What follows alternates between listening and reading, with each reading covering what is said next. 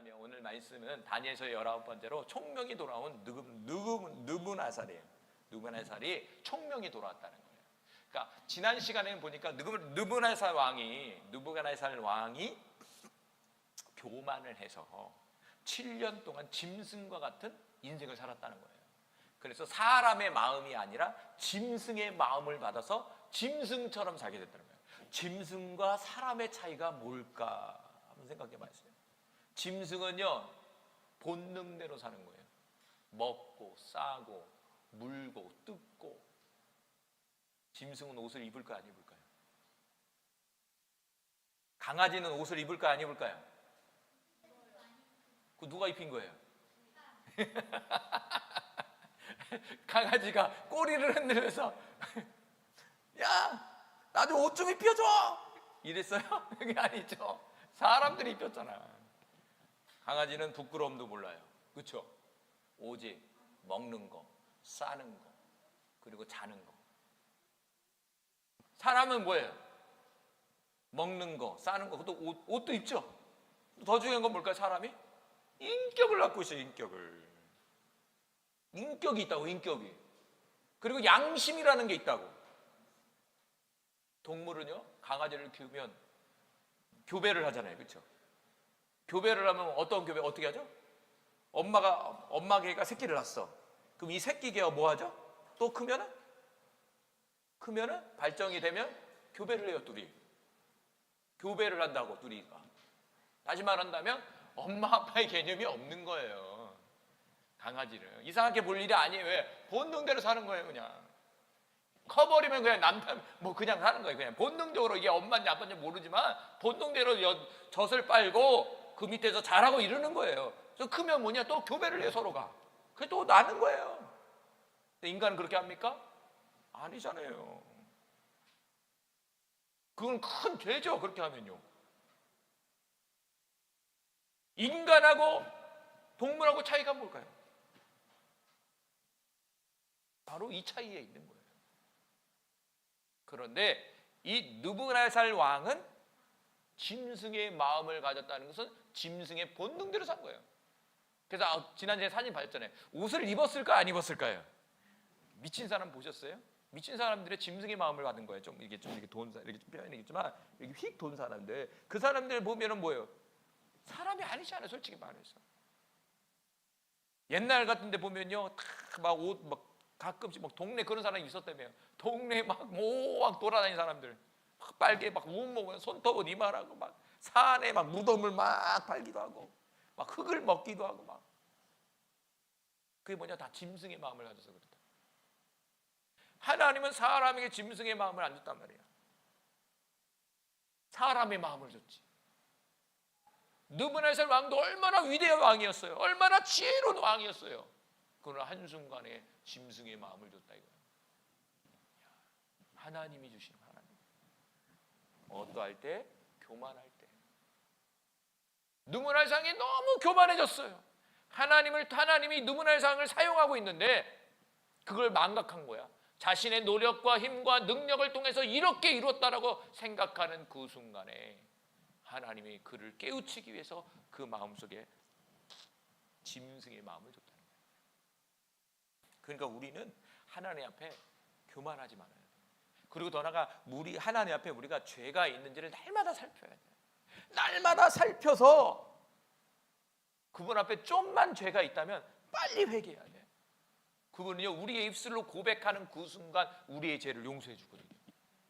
그리고 더 나아가 두 번째는 뭐냐면 그 죄가 다시 한번 내 안에 들어오지 못하도록 우리의 행동을 바꿔야 돼. 또 두 단계예요. 입술로 고백하는 단계, 그리고 입술로 고백하면 행동하는 단계로. 두 단계로, 회개는 두 단계로 나눌 수가 있어요. 그런데 하나님은 입술로만 고백해도 용서는 해줘요. 이게 7번, 70번이라도 얘기하면 용서해 준다고 그러잖아요. 그런데 그걸 악용해서 안 한다면 또 문제가 생기는 거죠. 그래서 오늘 장면은 마지막으로 4장에 나오는 이 느부갓네살 왕이 회개하는 거예요. 회개하니까 정상이 돼버리는 거예요. 그러니까 저와 여러분이 회개할 때 저와 여러분의 삶이 열려지는 거예요. 그동안 맡겼던 담들이 무너져 버리는 거야. 할렐루야. 자, 34절 13번째 읽어봅시다. 청명이 돌아온 느부갓네살. 자, 오늘 본문 읽어봅시다. 시작. 그 기한이 참에 나 느부갓네살이 하늘을 우러러 보았더니 내 총명이 다시 내게로 돌아온지라.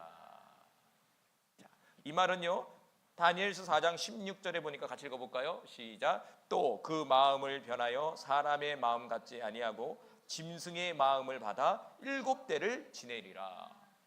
이미 느부갓네살 왕이 짐승의 마음을 받고 7년 동안 그렇게 살 것이라는 것을 환상을 통해서, 꿈을 통해서 이미 하나님 메시지를 줬단 말이에요. 근데 그 말씀이 이루어졌다는 거예요. 그래서 오늘 본문에는 그 기한이 참에 이렇게 써 있어요. 그 기한이 찼다라는 것은 다니엘서 4장 16절에 하나님이 선포한 그 말씀의 7대 7년이 지났다는 거다. 할렐루야. 그러니까 하나님이 우리를 징계할 때요, 징계할 때는 무한정 이렇게 징계하는 게 아니에요. 기한이 있다는 거예요. 기한이. 그 기한 속에서 여러분이 회개할 때 그 기한 속에서 끝나는 건데, 만약 회개하지 않으면 어떻게 될까요? 기한이 연장되는 거예요. 미안하죠. 때로는 어떻게 되냐, 데려가요. 인생이 끝나요. 생각해 보세요. 기한이 참에 느부갓네살 왕이 회개하지 않았다면 어떻게 됐을까요? 저는 이렇게 들어요. 죽었을 거라고 생각해요. 대부분 이게 정신이 이렇게 된 사람은요, 오래 못 살아요. 그렇죠? 오래 못 살아요. 목숨을 끊든지 기능 다 뭐가 망가져요. 다 몸이. 그래서 정상적인 수명 갖고 못 살아요. 거의 일찍 죽어요. 이런 사람들은요. 원인 없이 죽어요. 그냥 심장마비로 죽든지. 만약 그 기한이 찬까지 느부갓네살 왕이 회개하지 않았다면 저는 개인적으로 성경에 안 나왔지만 죽었을 거라고 생각이 들어요. 아니면 누군가에 의해서 암살을 당했든지. 왜? 왕이었으니까. 하나님의 말씀은요, 정확히. 그러니까 우리에게 어떤 기회를 주시는 거 항상. 왜? 돌이키는 기회를 주는 거예요. 그걸 그 무한정이라고 생각하면 안 돼요. 기한이 있다는 거예요. 느부갓네살 왕에게는 1년이라는 시간을 줬었어요. 먼저 다니엘에게 가르쳐 줬잖아요. 왕이요, 1년 동안 회개하십시오. 그리고 행동을 바꾸십시오. 가난한 자를 돌보고, 그리고 이 국정을 운영할 때 공의로 운영하십시오. 공의. 자신의 감정대로 이 국정을 운영하면 안 됩니다. 좋은 사람만 이렇게 가져오고 자신에게 나무란 사람은 그냥 죽여버리고 이러면 안 됩니다. 왕이요, 빨리 회개하시고 그 여러 가지의 행동을 바꾸십시오. 그러면 이 일이 안 벌어집니다 라고 조언을 했지만, 이 느부갓네살 왕은 그것을 무시해버렸다는 거예요. 그 정확하게 1년 후에 그 일이 벌어진 거예요. 그리고 나서 7년이라는 시간 속에, 징계 속에 들어가면서 짐승의 마음을 품고 살면서 그 속에서 하나님이 기회를 준 거예요. 7년 동안에 어느 날 딱 주면서 회개의 마음을 딱 준 거죠. 정상으로 딱 돌아올 때 내가 잘못했구나라는 고백을 듣고 싶었던 거예요. 그런데 느부갓네살은 잘못했습니다라고 고백을 한 거죠. 그런데 고백을 안 했다면 연장이 되든지 아니면 죽었을 것이다.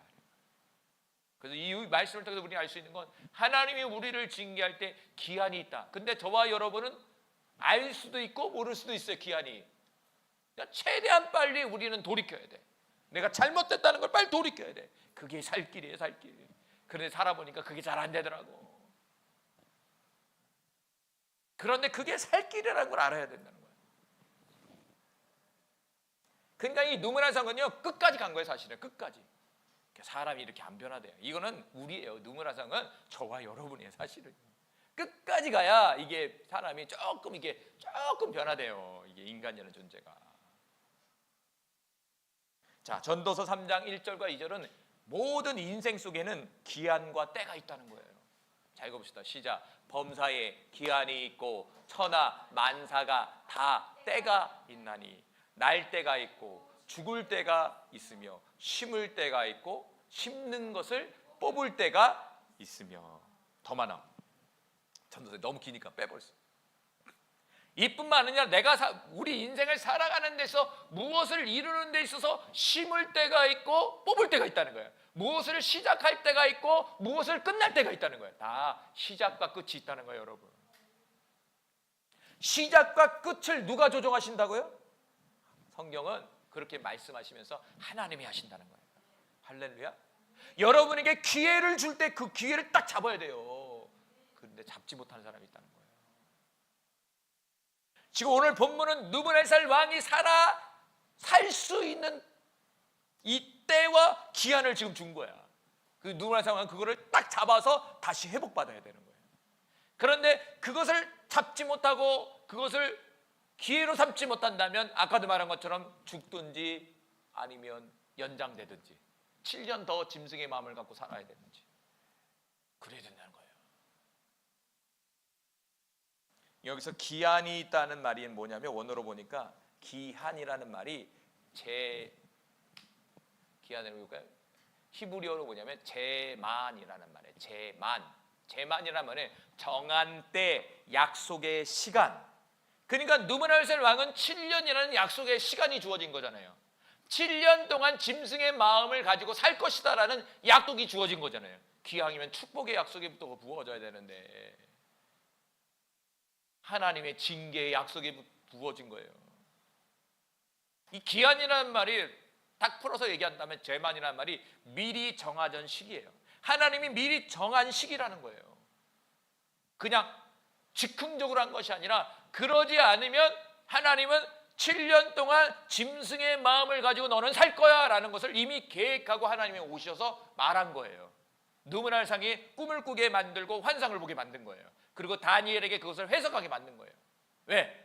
만약 내가 하나님이 명령했는데 이렇게 할 것인데 네가 돌이키지 않으면 그렇게 될 것이다. 이건 내 계획 속에 딱 있다.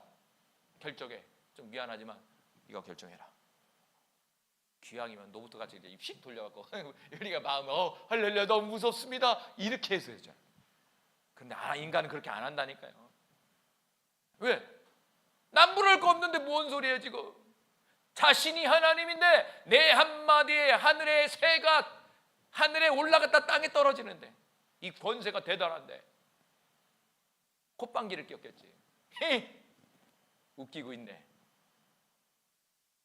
아마 다니엘이 말했을 때도 웃기고 있네 이럴 줄 몰라요. 이게 하나님을 모르는 사람들의 보편적인 모습이에요. 여기서 때는 뭐냐면 에트라는 말이에요. 에트 해볼까요? 에트라는 말은 시간, 기간, 정해진 때, 기회, 적절한 때. 다시 말하면 어떤 시간에 어떤 포인트. 다시 말한다면 기회. 좀 여기서 때라는 말, 에트라는 말은 저는 이렇게 기회, 포인트. 딱 기회를 잡는 그걸 얘기하는 거예요. 하나님은 우리에게 어떤 축복의 길을 줄 때 딱 기회를 준다고. 그럴 때 딱 잡는 사람이 있고 딱 못 잡는 사람이 있어요. 준비된 사람은 깨어있는 사람은 딱 잡는다고. 근데 깨어있지 못한 사람은 이미 기차가 지나가 버렸네. 그때서야 주시옵소서. 미안하다. 기차가 지나갔구나. 그럼 어떻게 될까요? 기차가 언제 올지 몰라 이제. 이 기차가 잘 안 오더라고 보니까 한번 놓치면. 사역 속에서도 그래요. 하물며 저와 여러분의 인생의 여정 속에서도 그렇다 이거예요. 기차를 한번 놓쳐버리면 그 기회가 인생에서 쉽지가 않아요. 그러니까 잘 될 때 여러분이 그 기회를 포착해서 더 무릎을 꿇고 주님 앞에 헌신해야 돼. 성경으로. 그렇구나. 왜? 사람이 잘 나갈 때 교만해지거든. 사람이 잘 나갈 때 기도 시간이 점점 줄거든. 사람이 잘 나갈 때 머리가 꼿꼿이 서지기 시작하거든. 헌신 안 하려고 그러거든. 거기에 매몰되기 시작하는 거야. 거기에 또 욕심이 생기기 시작하는 거야.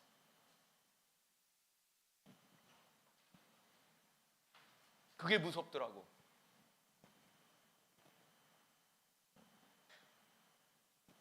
그래서 그 기회를 잘 잡아야 된다 이거야. 때가 있다 때가. 지금 여러분은 어떤 기한과 어떤 때에 있습니까? 여러분의 인생 속에. 지금 여러분의 인생을 한번 돌아보세요. 지금 나는 어떤 시즌에 있냐 지금. 주님의 나의 인생의 그 플랜 속에서 나는 어떤 시기에 있느냐 이거예요 지금. 곰곰이 생각해 봐야 돼요. 내가 지금 이때에 이 기회 속에서 내가 무엇을 해야 되냐? 주님 앞에 회개해야 되느냐? 아니면 내가 전진해서 나가야 되느냐? 더욱더 힘을 내야 되냐? 대부분 뭐냐면 회개예요. 제가 보니까 회개해야 돼. 회개. 빨리 회개해야 돼. 빨리 회개해야 그 인생이 단축이 되는 거야. 하나님은 우리의 인생 속에 다 준비가 되어 있어. 그런데 하나님과 나와의 사이에 막힌 담이 있는 거야. 그 막힌 담이 죄의 담이라는 거 이사야서는 명확하게 성경 곳곳에 죄라는 거 죄. 다른 거 얘기하지 않아요. 네가 못 살아서, 네가 부족해서, 너가 지혜가 없어서, 아니 그 얘기하는 게 아니에요. 죄만 지적하고 있어. 성경 보니까 하나님과 우리의 관계는 무조건 죄예요. 미안하지만 저는 무조건 죄라고 해요. 성경을 보니까 죄야 다. 이 죄의 담을 헐기 위해서 예수께서 오신 거예요. 그래서 기왕이면 죄의 담이 아니라 좀 돈 주기 위해서 왔으면, 우리에게 좀 큰 집을 주기 위해서 왔으면 좋은데 성경은 그렇게 얘기하지 않았어요.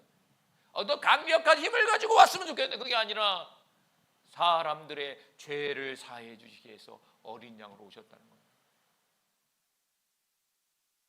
예수님 당시에 모든 사람들은 예수님이 힘을 가지고 권력을 가지고 로마의 그 압제에서 강력한 힘과 리더십을 가져서 자신들을 해방해 줄 메시아를 기다렸어요. 그 웬걸 십자가에서 죽네. 제자들도 은근히 기다렸어요. 예수님의 기적과 표적을 통해서 언젠가는 혁명을 이루리라. 그래서 띠를 두르고, 빨간 띠를 두르고 큰 칼 차고 대포 가져가서 성에다 대포를 쏘고 우리 예수님이 무너져라 이렇게 외치면 그냥 자동으로 막 무너지고 천사들 대독에서 그냥 싹 죽여버리고. 그게 제자들의 마음이었거든. 그래서 그거 물어본 거예요. 주님의 나라가 언제 옵니까? 이거 물어본 거야. 그래서 그들이 주님의 나라가 궁금한 게 아니라 언제 빨리 이 로마의 폭정에서 우리를 해방시켜 주냐 이거야. 그리고 나서 세상의 으뜸에 이 나라로 우리를 만들어 주냐 이거야. 잘 나가는 나라를 만들어 주냐. 그걸 소망했다. 예수님은 no 하시죠. 그리고 십자가에 죽는 거야. 그게 얼마나 허망해. 어떻게 합니까? 막 터져버리잖아. 그런데 예수님이 부활해서 다시 보셨어. 다시 의미를 재새겨줘. 다시 가르쳐주는 거야. 그래서 40일 동안 하나님 나라에 관해서 설명해 주는 거야. 너희들이 생각하는 그게 아니다 이거야. 할렐루야. 자, 예레미야서 25장 11절과 12절에도요. 이스라엘 민족의 이 징계가 70년 동안 포로 생활을 할 것이다 라는 것을 기한을 정해줘요. 자, 읽읍시다. 시작. 이 모든 땅이 폐허가 되어 놀랄 일이 될 것이며 이 민족들은 70년 동안 바벨론의 왕을 섬기리라. 12절. 여호와의 말씀이니라. 70년이 끝나면 내가 바벨론의 왕과 그 나라와 갈대아인의 땅을 그 죄악으로 말미암아 벌하여 영원히 폐허가 되게 하되. 좀 전에 얘기한 것처럼 주님은 기한을 정해요. 항상 일을 할 때. 여기도 징계예요. 이스라엘 민족이 교만을 하고 하나님을 섬기지 않으니까, 하나님을 벌어버리니까 하나님은 너무 사랑하거든요.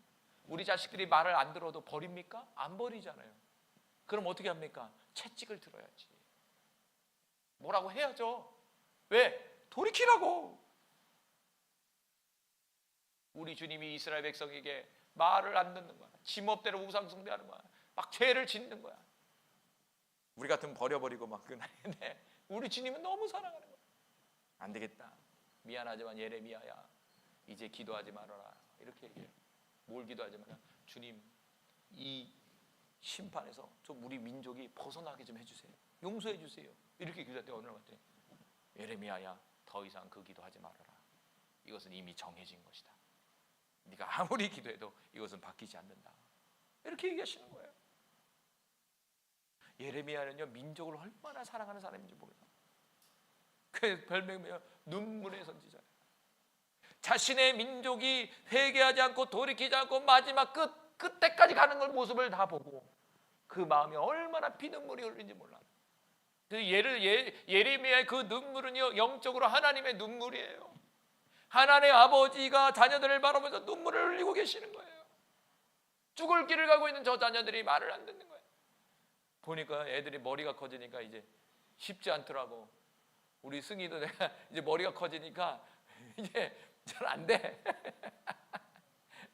오히려 반발심만 더 커지더라고. 중학교 들어가니까 이제는. 맞죠? 그리고 제 마음속에 이제 스스로가 결정할 나이다. 가이드는 해줘도 거기에서 본인이 결정하는 거지. 너무 엇나가면 뭐라고 해야 되겠지만 커지면 뭐 어떻게 합니까? 부모가 말은 해줘도 그가 깨달아서 돌이켜 와야지. 그 똑같은 거죠. 이스라엘 백성 하나님 마음이 그건가? 완전히 두드러 명태 잡듯이 그냥 두드러 패서 그냥 와줄 수도 있지. 왜 다 큰 아이를 어떻게 그렇게 합니까? 하나님의 방법은 뭐냐? 70년 동안 포로 생활을 하는 거예요. 지금의 포로와 그 당시의 포로는 하늘과 땅 차이야. 포로라는 것은 죽었다는 거예요. 리꼬르. 죽는 거예요. 죽는 거. 그 당시는 죽음이에요. 그냥 포로는. 70년 동안의 기한을 두고 이스라엘 백성이 포로 생활을 하게 될 것이다 라고 기한을 정했다는 거예요. 그럼 70년의 포로 생활 동안에 이스라엘 백성은 무엇을 해야 될까요? 돌이켜야죠. 회개해야죠. 성경에 보니까 그 포로 생활이 얼마나 힘들었는지 몰라요. 너무 고통스러웠던 거예요. 여러분, 포로로 왔으니 얼마나 부려먹겠어. 얼마나 많은 사람들이 죽었을까요? 생각을 해보세요. 그 포로 중에 하나가 누구냐면 다니엘이었다는 거예요. 다니엘. 우리가 잘 알고 있는 에스겔 선지자, 느헤미야, 에스라, 이런 사람들이 다 포로 생활을 한 거예요. 자, 기한이 있다는 거예요. 어차피 그래도 뭐라고 그러냐면 예레미야 선지자가 70년이라는 세월이 이건 정해졌다. 그럼 비켜낼 수 없다. 그럼 뭘 해야 되냐 이거예요. 하나님은 그곳에서 잘 정착하라는 거예요. 재밌죠? 하나님이 안 바꾸고 싶다는 얘기예요. 안 바꾸니까 너희들은 그곳에서 그 바벨론이 잘 평화롭게 잘 통치되도록 이게 기도하라는 거예요. 그 나라를 위해서, 그 나라의 왕을 위해서 기도하라는 거예요. 그리고 그곳에 잘 정착하라는 거예요. 오히려 하나님이. 얼마나 웃긴 얘기예요. 들어보세요. 이게 뭔 얘기야 이게? 이게 뭔 소리야?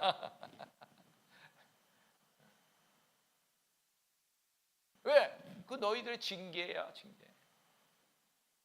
그래서 이 말씀을 보면서 참 그런 마음이 들더라고요. 이 죄라는 게 용서는 받을 수 있는데 무엇인가 우리에게 흔적이 남는 거구나. 우리도 아프면 흔적이 남잖아, 치유되면. 그래서 주님 앞에 우리가 용서를 받지만 그 흔적이 남는 것 같아요. 죄를 무르는 건 아니에요. 그런데 그 결과가 우리의 인생에 뭔가 아픔으로 찾아올 수 있다는 거예요. 성경을 곰곰이 보니까. 이스라엘 민족도 결국에는 회개를 하잖아요. 그래서 70년에 돌아온단 말이에요. 그러나 흔적이 남잖아요. 흔적이. 그 고통을 겪어야 됐잖아요. 그러니까 죄가 그렇게 무서운 거예요, 여러분. 그래서 죄는 오래 묵으면 안 돼요. 빨리 생각나면 빨리 회개해야 돼요. 여러분 마음속에 막 뭐가 떠오르면 계속 눈 감고 빨리 순간적으로 빨리 기도해야 돼요. 하나님 용서해 주세요. 용서해 주세요. 용서해서 막. 그래서 신명기 14장 34절 또 볼까요? 광야 생활이 나와요. 자, 읽어봅시다. 시작. 너희는 그 땅을 정탐한 날 수인 40일을 하루를 1년으로 쳐서 그 40년간 너희 죄악을 담당할지니 너희는 그제서야 내가 싫어하며 어떻게 되는지 알리라 하셨다 하라. 자, 40년의 광야 생활을 한 이유가 여기 또 있어요. 40년이라는 광야 생활을 하나님 정해버린 거예요. 그 이유가 뭐냐면 하나님을 믿지 못한 거예요. 가나안 땅을 정탐하라고 왔더니 우리는 메뚜기래, 메뚜기. 절대 거긴 못 들어간대. 주님은 뭐라고 그랬죠? 하나님은 뭐라고 했습니까? 모세를 통해서 능히 들어가리라. 내가 너에게 주리라. 그래서 출애굽시켰더니 환경 속에서, 현실 속에서 바라봤더니 자신은 메뚜기 같은 거야. 그들은 장대한 거인이에요. 성이라는 것이 얼마나 견고한지. 그리고 무기는 뭔지 아세요? 이스라엘 백성의 막대기예요. 나무 막대기. 그런데 그들은 뭐냐? 철무기예요. 철무기. 철이 세요. 나무가 세요. 철로 한 방에 딱 하면 그냥 무너뜨려 버릴 거죠. 그러니까 현실의 눈으로 자신의 처지를 바라보니까 진짜 메뚜기인 거야. 메뚜기는 쟤도 이렇게 하고 딱 이렇게 잡으면 돼요. 쉽게 얘기해서 그래요. 그들은 우리 메뚜기니까 이렇게 그냥 한번 딱 하면 그냥 죽는다는 거예요. 그들이 그 10명의 12명 갔더니 10명이 그렇게 보고를 하는 거야. 그러니까 모든 이스라엘 백성이 막 죽겠다고 우리를 가겠다 그러고 막 모세에게 원망하기 시작하고 하나님과 막 돌을 던지기 시작하고 하나님 딱 들으시고 모세에게 말하는 거야. 야 40일을 하루 쳐서 1년 동안 너희는 이제 광야라는 곳에 40년 동안 돌게 될 거야 라고 말씀을 하셨다는 것이죠.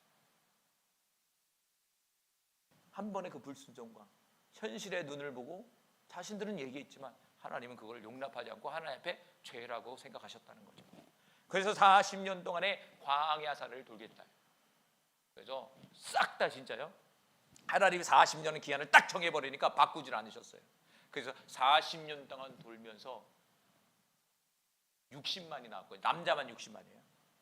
보통 학자들은 남자 여자 뭐 새로운 사람 노비까지해서 한 200만 명 된다고 하더라고요. 200만 명이라는 사람이 다 죽을 때까지 40년을 돌았다는 거예요. 그래서 하나 성경에 보니까 이 40년 동안에 1세대가 다 죽었다는 거예요. 딱 두 사람 남았다는 거예요. 두 사람만 들어갔다는 거예요. 누구냐면 여호수아와 갈렙만 가나안 땅에 들어갔다는 거예요. 싹 다 죽었어요. 1세대는. 거기에는 모세까지 포함이 되어 있었어요. 40년은 기한 벗어나고 싶죠. 근데 벗어나지 못했다 이거예요. 그럼 하나님 40년 동안에 뭘 가르쳐 주기를 원하셨을까요? 신명기 8장 2절과 3절이에요. 읽어봅시다. 시작. 내 하나님 여호와께서 이 40년 동안에 내가 광야 길을 걷게 하신 것을 기억하라. 이는 너를 낮추시며 너를 시험하사 내 마음이 어떠한지 그 명령을 지키는지 지키지 아니한지 알려 하심이라. 뭐 하세요? 3절 빨리 넘겨줘야지. 너를 낮추시며 너를 줄이게 하시며 또 너도 알지 못하며 내 조상들도 알지 못하던 만나를 내게 먹이신 것은 사람이 떡으로만 사는 것이 아니요 여호와의 입에서 나오는 모든 말씀으로 사는 줄 내가 알게 하려 하심이라. 다시 얘기한다면 이스라엘 백성이 무슨 죄를 진 거예요? 하나님 말씀대로 살아야 될 백성인 거예요. 하나님 말씀을 현실의 세계보다 더 믿어야 되는 사람들이었던 거예요. 믿음의 눈으로 바라봐야 될 사람이었던 거예요. 그런데 그들은 믿음의 눈으로 바라보지 않고 현실이 더 컸어요. 하나님 말씀보다 현실이 더 커 보이는 거예요. 그래? 그럼 훈련해야지. 그럼 40년 동안 돌자. 40년 동안의 광야 생활 속에서 광야는 뭐냐? 물도 없고 먹을 것도 없고 입을 것도 없고 그냥 혼자 황야한 광야에 혼자 있는 거예요. 거기다 집어넣어 버리는 거예요. 그래서 집어넣어서 뭘 가르치냐면 이 환경이 너희들을 해결해 주는 것이 아니라 현실이 그것을 해결해 주는 것이 아니라 하나님의 입에서 나오는 말씀이 그 이스라엘 백성의 모든 문제를 해결해 주는 것을 경험하게 만든다는 거예요. 그게 뭐냐? 매출하기 만나요. 더 신기한 거는요 40년 동안 신발이 안 달아.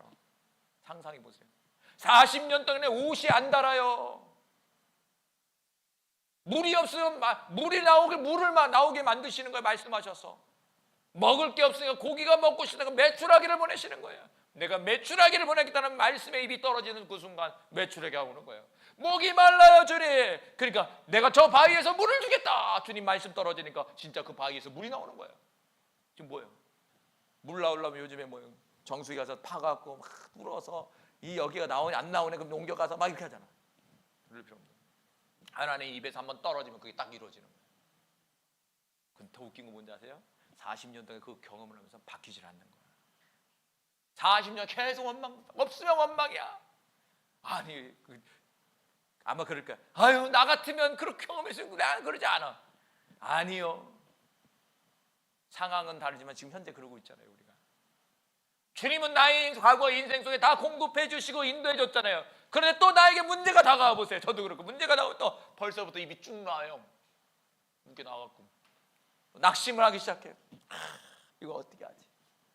주님 나 버렸나 봐. 기도하기 싫어. 에이, 포기해버려. 광야 40년 동안 돈 이스라엘 백성이 저의 모습이에요. 그러지 말고 빨리 깨달아야 돼. 주님의 입에서 나오는 말씀을 가지고 우리는 산다. 그 사실을 빨리 인정하고 그걸 붙들고 믿음으로 나가야 된다는 거예요. 저도 목회자에 그거 가르치는 거지 계속 저한테. 야, 방법 쓰지 마.